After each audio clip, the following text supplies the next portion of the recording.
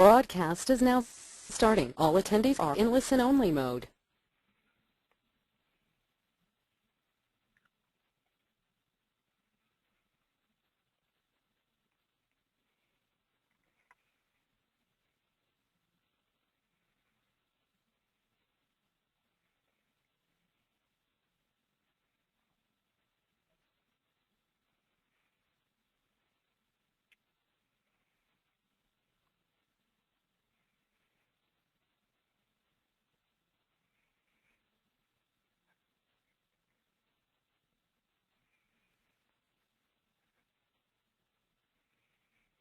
Good morning, everyone. We're going to get started in just a couple minutes. Just wanted to make sure we could check our audio here. As soon as we're ready to begin, we're going to have the presenter introduced, and we'll begin from there.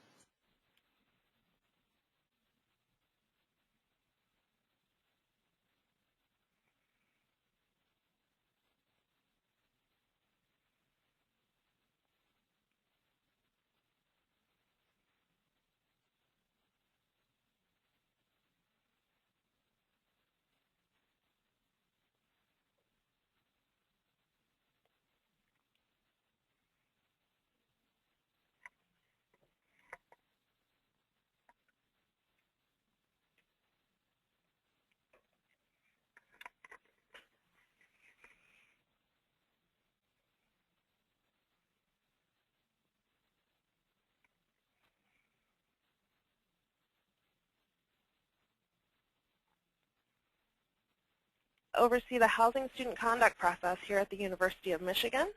I think one of the things that's important to know is a little bit about my background and my experience. I've always had, I guess, behavior or behavior-related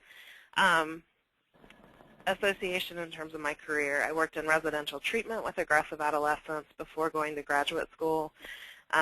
Went to graduate school at Western Illinois, and then came here to the University of Michigan as a hall director, and then proceeded into the position I have right now where I oversee the student conduct process here. Here at the University of Michigan, we're really passionate about restorative justice and conflict resolution. And some of this concept may be new to many of you. Some of you may kind of hear kind of this growing buzz around restorative justice and really wanting to know what that's about and what it might involve. So hopefully today I can answer some of those questions and spark some interest in some of you. So I hope today to provide an overview of restorative justice, as well as talk a little bit about the integration of restorative justice into conflict resolution processes. I'll tell you a little bit about what we're doing here at the University of Michigan within housing, and share a little bit about some of the research that has been conducted out of my office and what we've found so far. So hopefully along the way, if you have questions, you can go ahead and chime in with those. We will pause about halfway through to take some questions, and then we'll continue on with the second half. So one of the things I like to get us started with is to kind of think about what our role is here as student conduct officers. So in some ways, sometimes we feel like we're here to kind of dismiss students and to discipline them. But this quote from Gary Pavella kind of illustrates kind of some of our goals that keep us more focused on being educational and kind of helping students learn and make amends and stay enrolled. And so a lot of restorative justice is really kind of tied to this quote and this idea that Gary Pavella puts out there.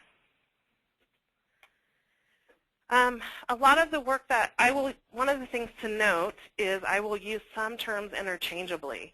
Because restorative justice is used a lot within the criminal justice system, I will use language like offender, but I will also use that interchangeably with language like respondent and complainant, impacted parties. I may from time to time use victim as well. So I just want to kind of put that out there as we get started. So a framework for what restorative justice is. So it's really a process to involve really those impacted parties who have a stake in an offense that's occurred, and to kind of heal and put things as right as possible. So we're really trying to look at a broad view of this. So it's not just the student who offended. It's also that impact on the community. The general principles of the restorative justice philosophy involve repairing harm, earning trust, and building community. And as you can imagine, this really has a nice tie to university housing, residence life programs, because it's so grounded in the community concept.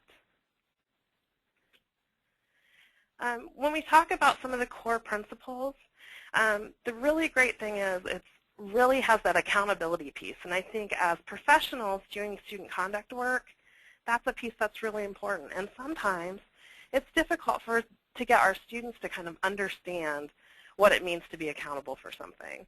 And I know when I have conversations with students and I ask them, well, who was harmed in this situation? They kind of look at me kind of funny, and they're thinking, what do you talk about harm? Like, I'm in trouble. Just tell me what I need to do so I can get out of your office. But the thing about restorative justice that's really nice is it's more interactive. It really kind of engages the student to have a dialogue with you and to really talk about who was harmed and to be actively engaged in the decision making and the outcome. So they can't just kind of sit back and just let it happen to them. It's very inclusive, and there's a variety of ways to make that situation inclusive depending on what format or how you choose to utilize restorative justice, because it can be used in a one-on-one situation as well as in group situations. And it's very, very focused on harm. So you'll hear me repeat harm and rebuilding trust and reintegrating yourselves into reintegrating the students into the community.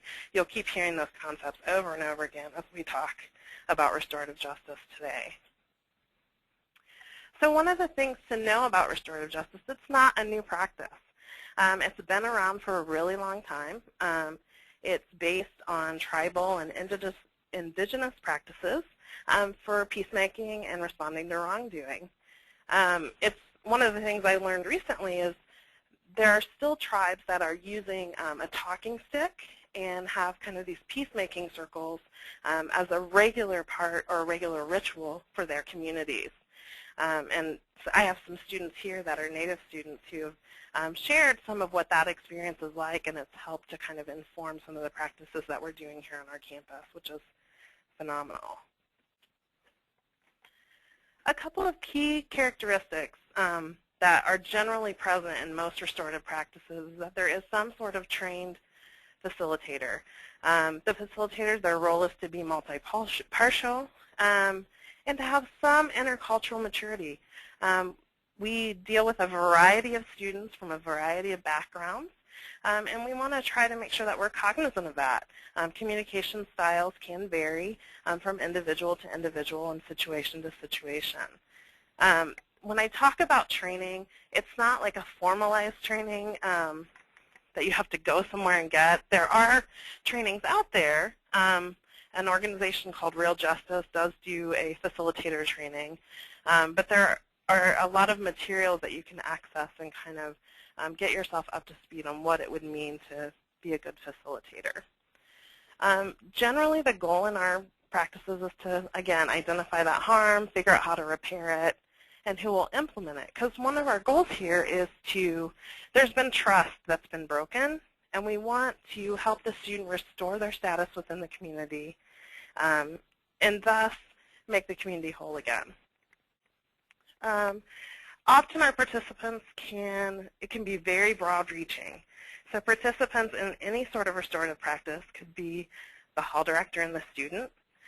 It could be athletic coaches. It could be impacted community members. It could be parents. It can be pretty broad-reaching. We also often allow participants in restorative practices to be supporters of those individuals because coming face-to-face with that person that you directly harmed can be pretty scary. And we don't want to create an environment that's like a finger-pointing session. We really want it to be very supportive. So it is definitely a supportive process.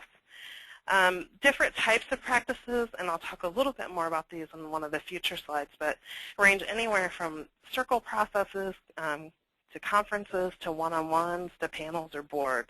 So as you can see, there's elements here that definitely can be implemented into just about any conflict resolution process.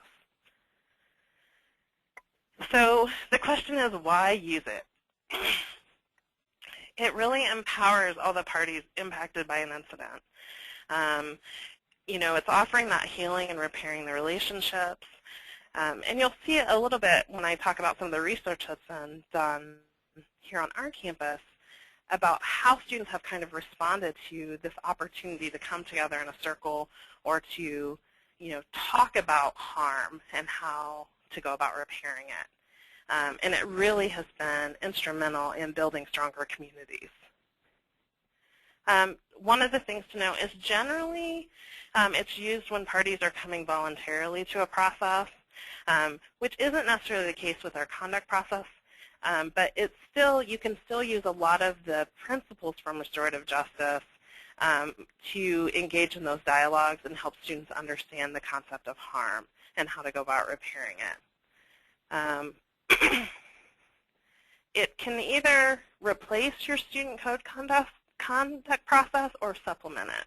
So here on our campus, we actually utilize the principles throughout our process, but we also have a separate process called our Community Circle program that is solely based in restorative justice. And there's tons of different ways to kind of envision how you might go about implementing restorative justice. A couple of ways to kind of break this down. So we're all traditionally kind of socialized in a retributive justice model.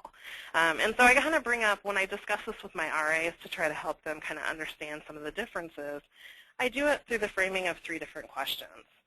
And as you'll notice up on the screen, on the retributive justice side, it's really focused on the offender. What are they going to get? What has been broken? But then on the restorative justice side, it's more focused on everybody. So who's been hurt? What are the needs? What are the obligations that were created that then need to kind of be restored or repaired? Another way that this kind of breaks down that's also helpful to look at, again, between restorative justice and retributive justice is done in this way. So retributive justice is really focused on kind of that offender getting what they deserve. I'm out to get you, which is how we're socialized. And often when people are kind of trying to grasp this model, they'll be like, oh, restorative justice is so weak, like they need to be punished. But what we've really found through utilizing restorative models is that they're much more powerful because everyone's needs get met. It's not so offender-focused, and the victim or the complainant in the situation can really walk away feeling better that the offending student may not engage in this behavior again. Another important thing to think about as you're considering how to maybe utilize restorative justice principles is that restorative justice is really on a continuum. It goes from things that are fully restorative, like a peacemaking circle where folks are passing a talking stick and getting an opportunity to really talk about the impact and the harms, to things that aren't quite as restorative. So maybe implementing some of the concepts within your student conduct, like hearing process or arbitration process. And what you have to do is to really evaluate for yourselves and your campus as to how far on that spectrum you need to move, what makes sense for your environment, and what types of situations may dictate that as well. So a violation involving noise can maybe be a very fully restorative type of approach that you would do, whereas a situation that involves an act of violence, you would want to evaluate that more carefully and evaluate how restorative of a process you want to implement. So we really talk about here on our campus is trying to adapt to the situation and figure out what makes the most sense given the facts that we know entering the process.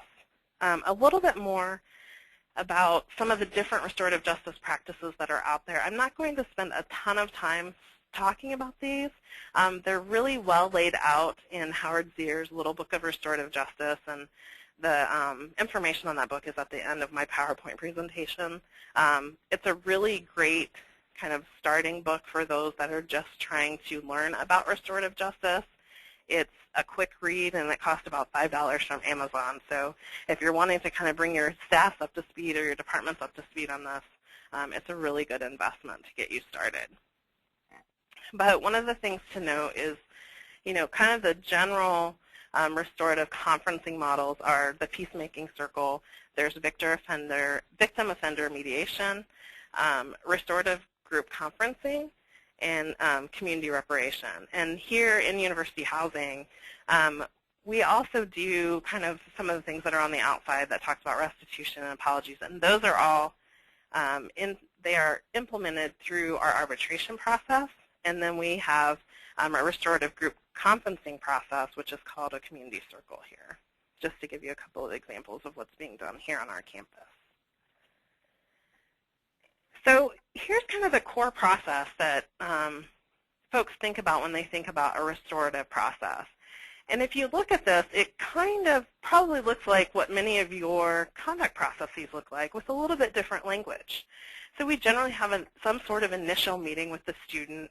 They get an opportunity to kind of talk about what happened, what was in the incident report. They review that. The piece that's a little bit different, so listing harms, I guess we could consider that kind of like our violations that they're charged with.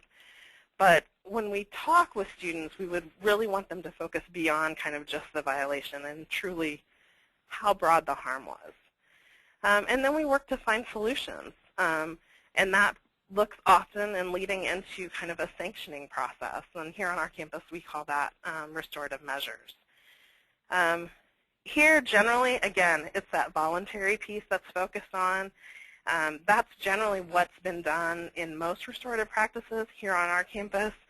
Students, it's not it's a voluntary meeting in terms of them coming. We can proceed without them. But generally, they kind of get the charge of, you have this meeting with the hall director, and they show up. So I don't know if it's truly voluntary, but it definitely is a meeting that we try to facilitate a restorative conference with the students. So it's nice here that, in general, restorative justice philosophy, it kind of marries nicely with our conduct and conflict resolution processes that are happening on all of our campuses. A couple of questions that are really good to kind of keep in mind when we're talking about restorative justice, and these can be infused really easily in the meetings that you're having with students currently, is what can be done to repair the harm. And so here we've listed a few different types of harm, and this is not an exhaustive list by any means, but just a couple of examples. So ways to repair emotional harm might be an apology. That could be face-to-face or in writing.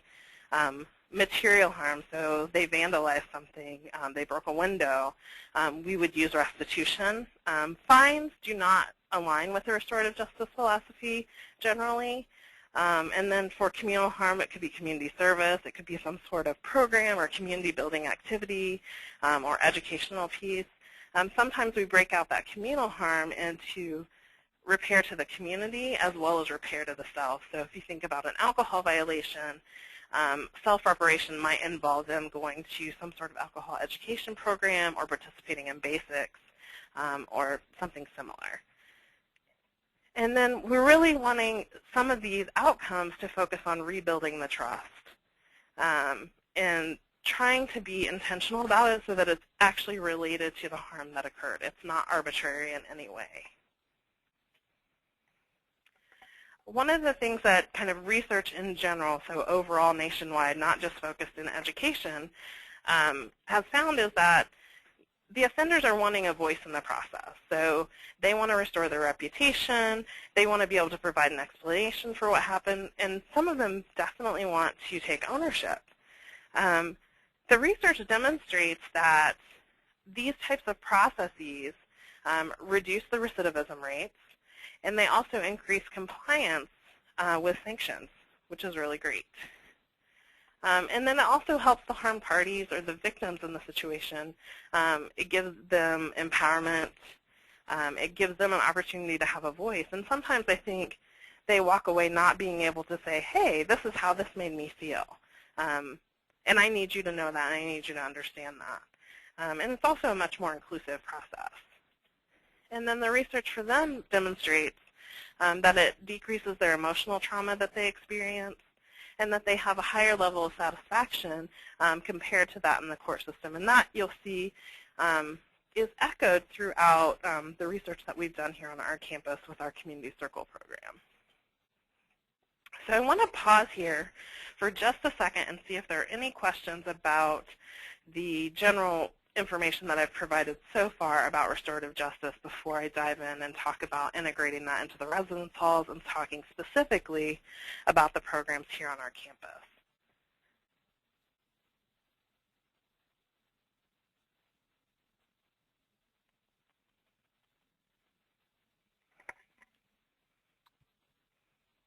If any of you have a question, you can type it in the chat function or you can type it in the question area, and then we will ask Stacy that question. You can also raise your hand.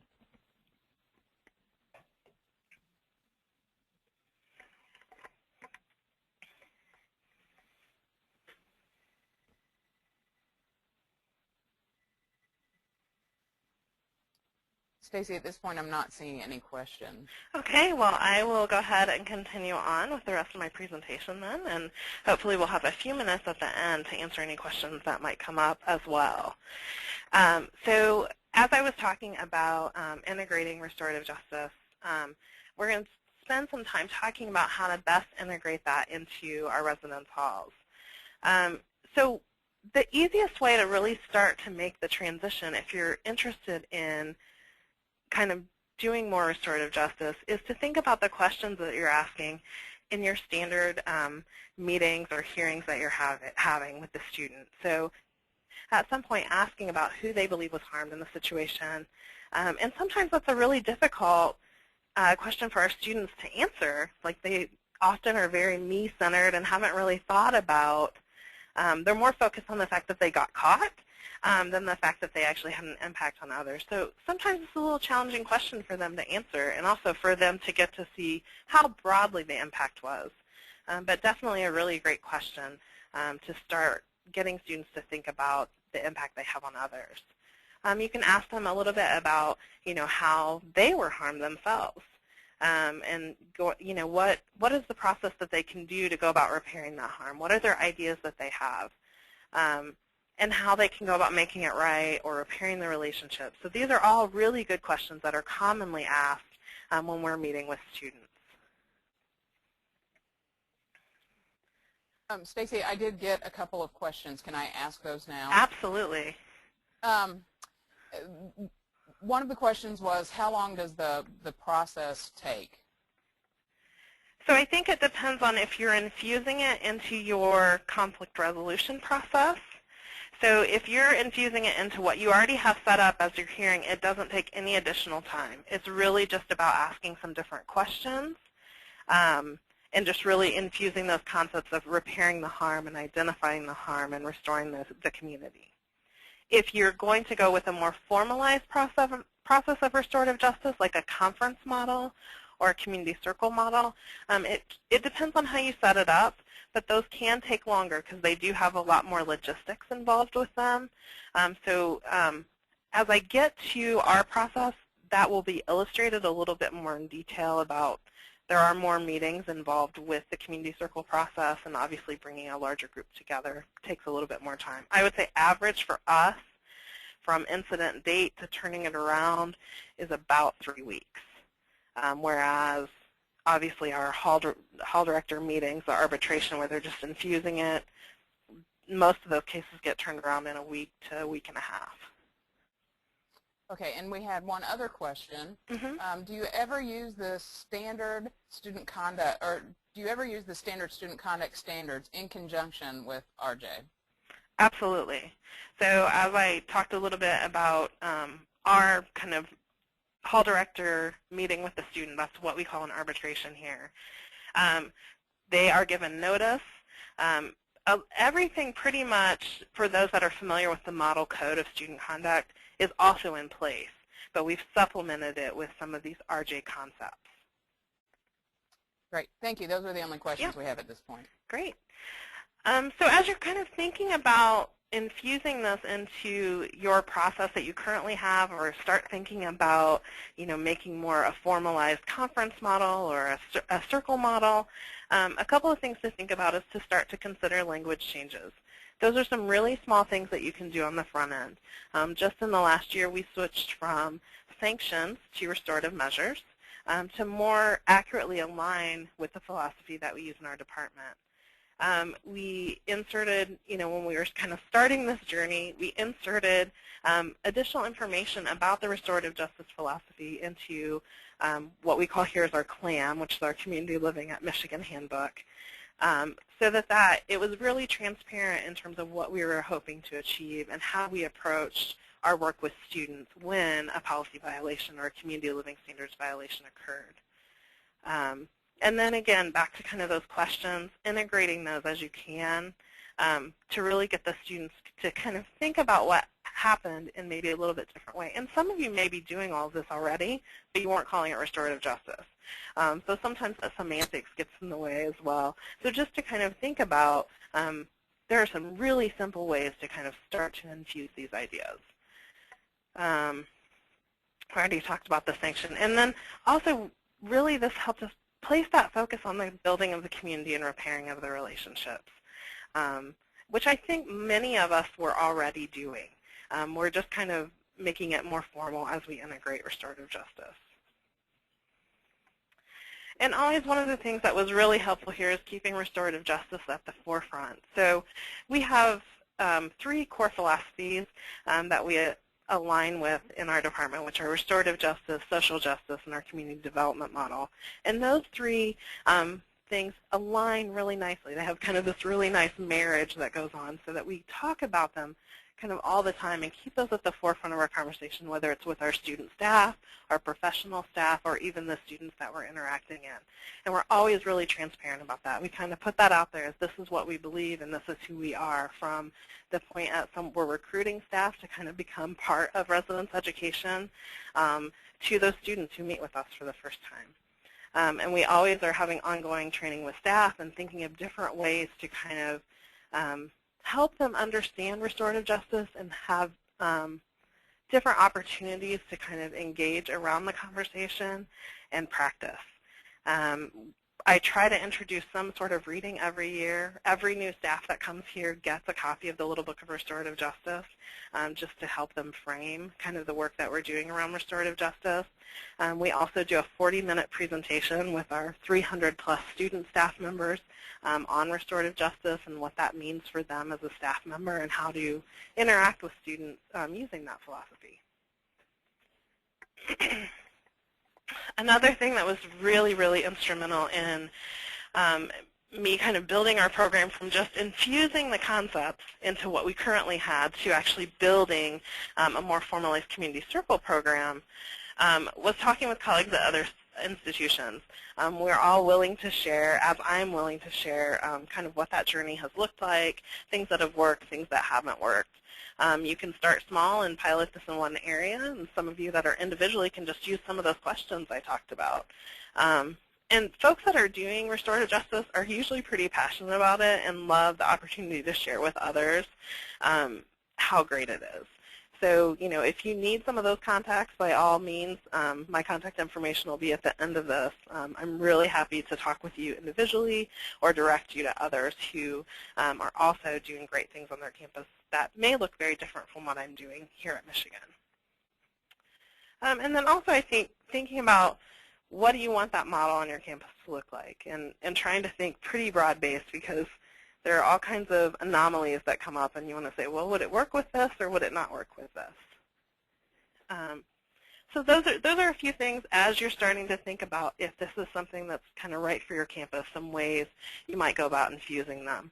I want to give you a little bit about the history here and the time that it's taken to kind of make that transition into kind of where we are today. So restorative justice principles started being infused into the housing conflict resolution process in 2003. And when I say infused, it was really just here's what restorative justice is. We didn't talk a lot about this is how you should be using it in your practice, but here's this concept. Do you think this is something that might work here? Do you think this is something we should infuse in our work? And then over time, so year after year, we did a little bit more in terms of, okay, so here are some questions that we can ask during our process, here are some other transitions that we can make to make it more at the forefront of the work that we're doing with students.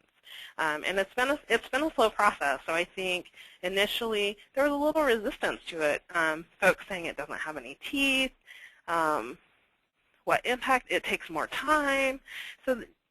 But over time, people saw the benefits of it and how it had an impact in terms of the community piece and what we were hearing from students, particularly who ended up participating in our Community Circle program. We piloted our Community Circles program and began in winter of 2008. So as you can see here, our number of respondents has greatly increased. And actually for this year, we have, I think we've already had 64 respondents.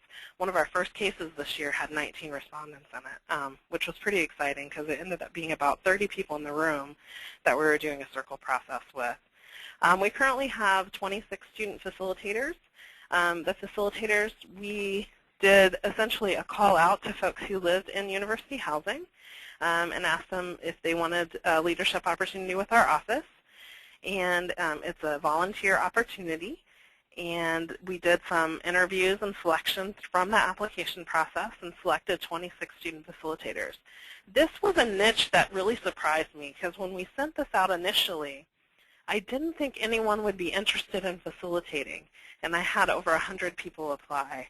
So we were a little overwhelmed by that and had to kind of figure out what do we do, because we can't manage and train 100 student facilitators. So we really had to be really selective about the skill set and the qualities that we were looking for in these facilitators. And it's continued to work pretty well. They participate in a day-long facilitation training, and then they have monthly ongoing training that they participate in. And generally, they facilitate, it depends on how many circles we have in a given year, but most people in a given year are facilitating anywhere from 2 to 4 circles. So I mentioned this earlier. So here in University of Michigan in housing, we have 2 processes for resolving conflict. So we have an arbitration, which looks very familiar to probably many of you in terms of a hall director meeting, that meeting with the student to kind of address a community living standards violation. And then our other option is a community circle process, which is reserved for students who are accepting responsibility and typically reserved for students who this is their first time offense. Some exceptions have been made to allow folks who are repeat offenses to participate in the community circle. The community circle can be seen as kind of an alternative conflict resolution by some because it is a process that if the student exits successfully, they don't have a student conduct record.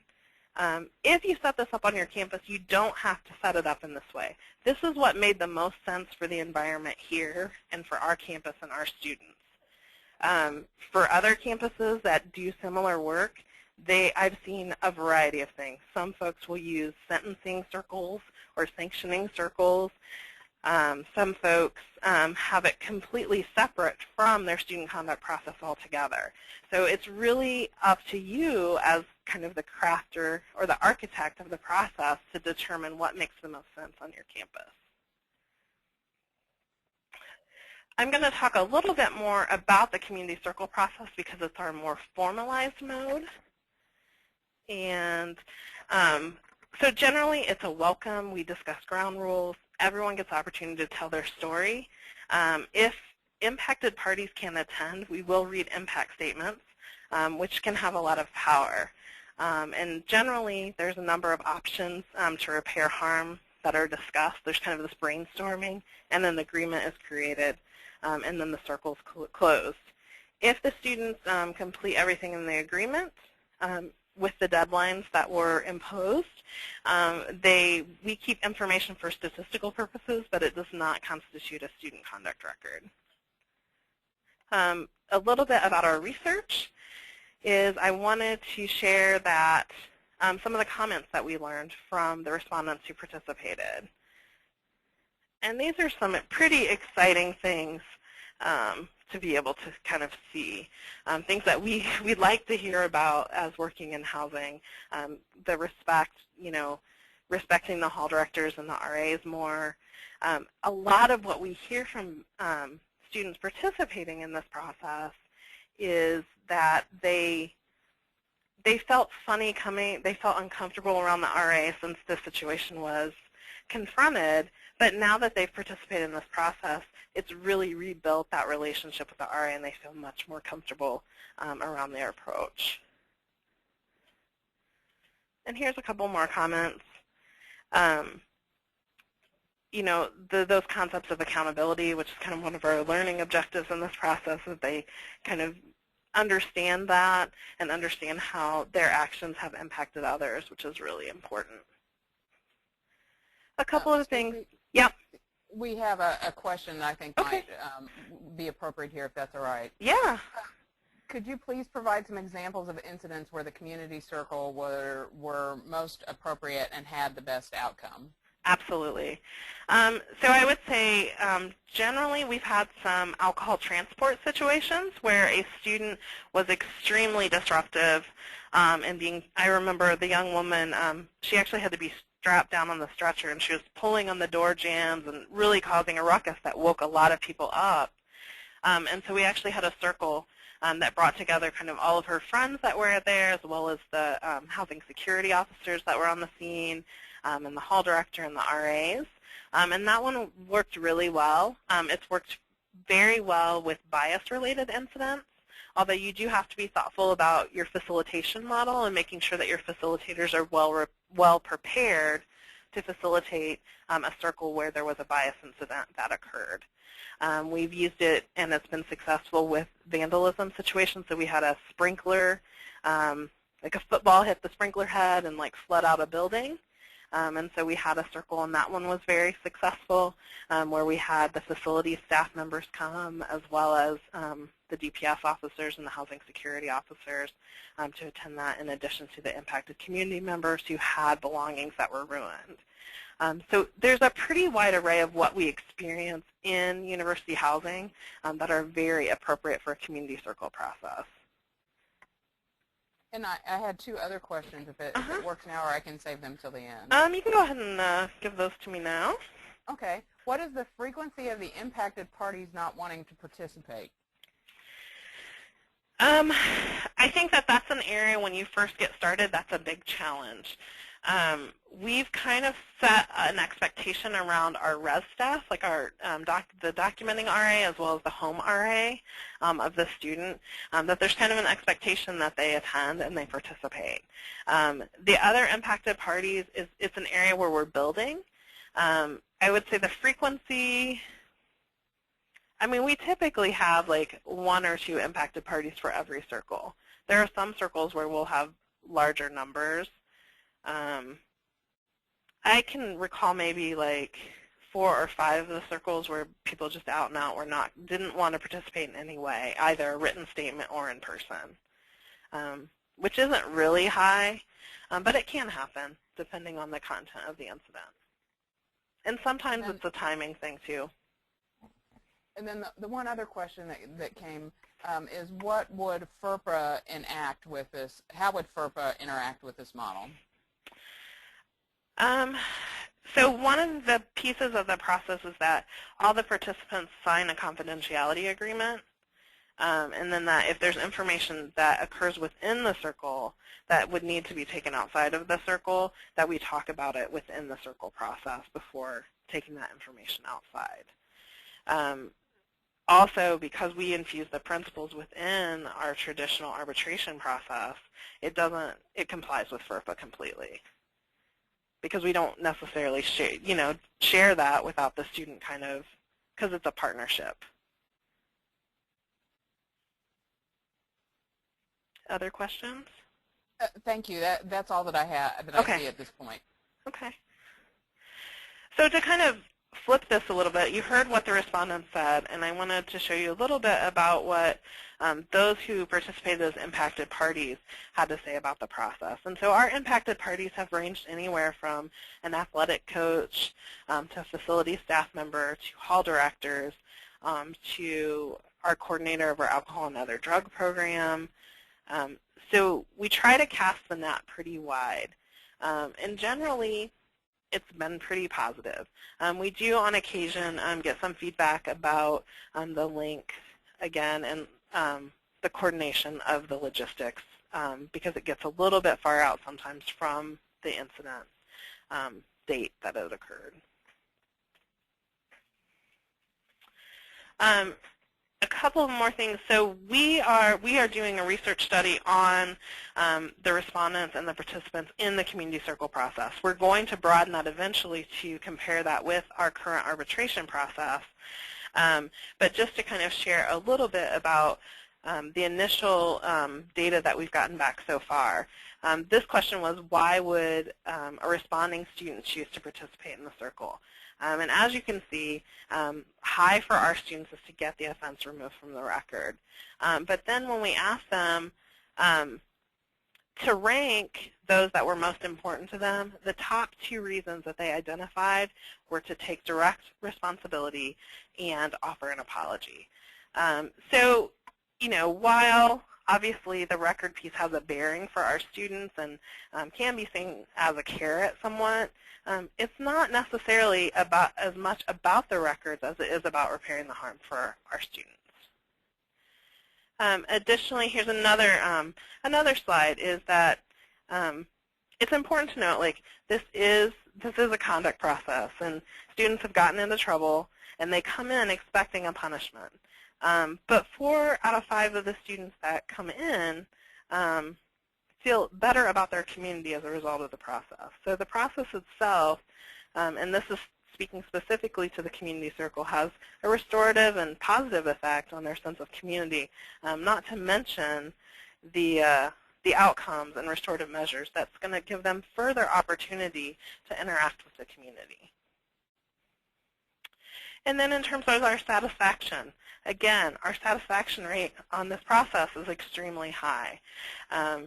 Generally, overall, either satisfied or very satisfied, 92.1%. I don't know if that would align very much with some of the other traditional adjudication processes that are happening on our respective campuses. And we were amazed when we started to get this data back about how overwhelmingly positive it was.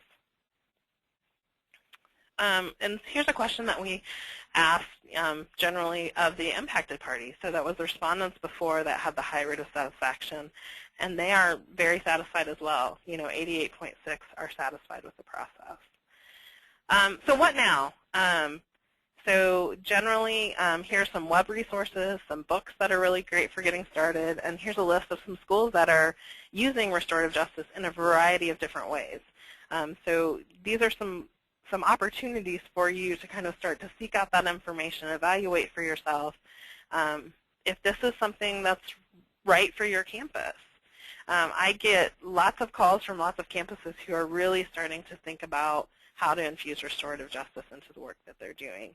And I really encourage and then challenge you to think about doing that as well on your respective campuses.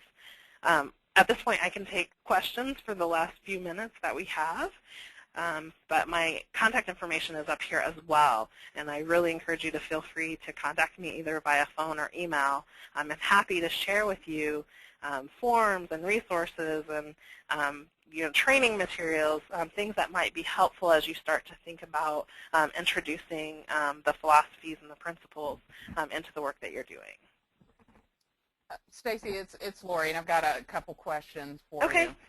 The first question is, how does the task list and time commitment change for hall director staff that are using this model?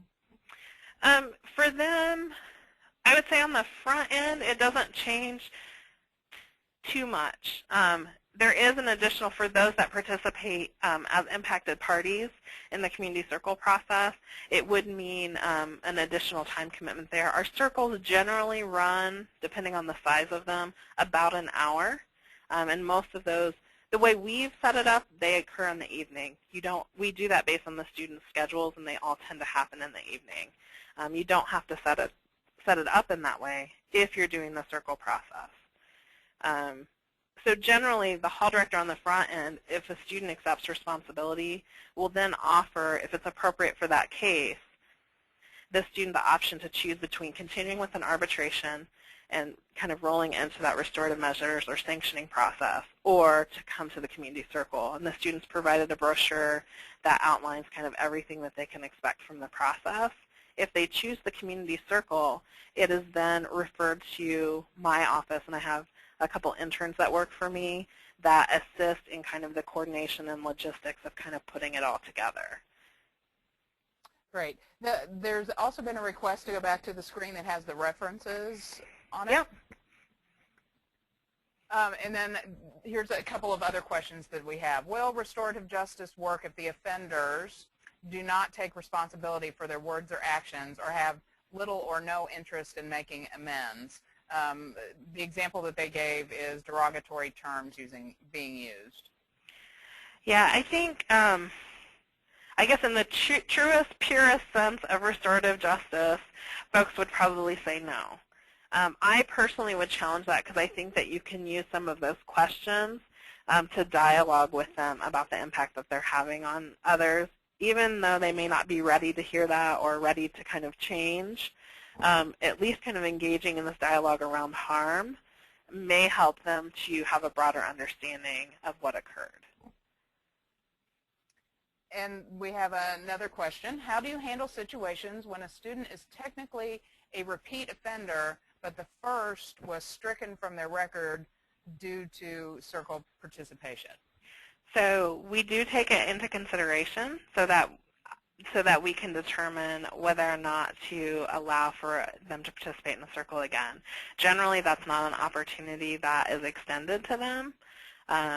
You know, other campuses do it different ways, so it may be done very differently at other institutions. But for us, it kind of looks like a first-time offender program, but it's not exclusively that way. So for instance, I had a student who had had a prior alcohol violation, and then he came through for a vandalism situation, and it made the most sense for him to go through a circle process. I've also, through our process, we have set up where they may participate in the circle, but we may determine because it was a repeat offense that it still counts as part of their record. But the student still really wanted to have the circle process to be able to come together with everyone so that he could share, you know, his accountability and his role in the situation. And if we're going back to that as a follow-up question, so is the documented student, is it documented in the student's record as a first or a second offense? It would be a first offense. So if they had the circle, that would not count as a record. But what I would disclose for like records or background checks would only be the second offense that counted. Any other questions out there for Stacy? I appreciate all the questions that are coming through. I didn't get a chance when I started to come in. I'm Lori Berry. I'm the president of Glakuho, and I worked with Stacy yesterday and taking a look at the new technology. There was an awkward pause at the front because we had Anne-Marie Klotz was going to be doing a introduction. We had it all worked out, and for whatever reason, we had a technical glitch. So we appreciate that Stacy was able to get going and take us through this interesting topic. Any other questions that are out there? I'll use this time to make a couple of plugs for the upcoming conference, and then we'll get back to some questions because it looks like we have one that's coming up. The Multicultural Competency Institute, the pre-conference Identity Development and Intersectionality of Identities, where Dr. Dafina Lazarus-Stewart will be presenting, has a few more slots left. So if you're interested in that, please go online and do that. And the Community Service Project is still taking some applications. That's going to be at the Collinsville Area Recreation District, or CARD. And you can sign up by emailing Kiana Stone. That's qmstone@eiu.edu. All of that information is on the website. And we'll get back to one other question for you, Stacy. How do you coordinate the outside staff, such as DPS officers and custodians, to attend circles? So we use timebridge.com. I'm sure some of you may be familiar. It's kind of like Doodle, but with TimeBridge, we identify 5 times. We base it on the respondents' class schedules because they're most important that they can all be in attendance. And then based on the information report as well as the impacted parties that the responding students identify as well as the hall director, we will send kind of notice out to them letting, acknowledging that we understand they're involved in the situation, they're invited to participate, and if they're not able to participate in person, that we would really appreciate an impact statement, and we provide them with guidelines of what should be included in an impact statement as well. And generally, we do have pretty good response rates. There was some relationship building that I did on the front end and also through the presentations that I've done across campus. So we did a research presentation on a lot of the data from the circle that generated a lot of buzz from particularly folks in the Division of Student Affairs having interest in what's this community circle thing all about, can I participate as an impacted community member? And they tend to provide a really great perspective at kind of a macro level. Even though they weren't directly involved, obviously there's that impact kind of to the institutional reputation and things like that.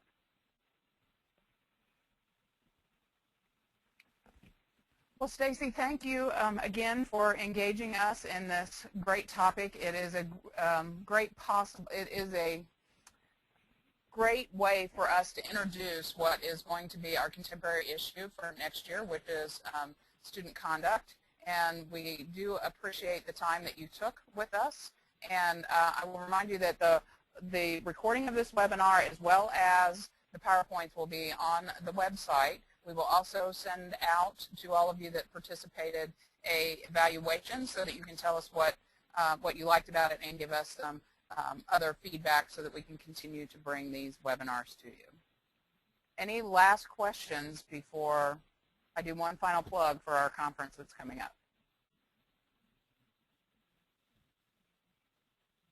Okay, I'm not seeing any. Stacy, any final words for us? No, I appreciate everyone for participating today and look forward to seeing programs developed on other campuses. Thank you very much for all of you that are attending. I hope to see a lot of you at the GLUCUO conference if you're able to come, and if you are, and even if you aren't, we'd like to see you at upcoming webinars. Please go back to glucuho.org to check on what's coming up. Thank you and have a good morning.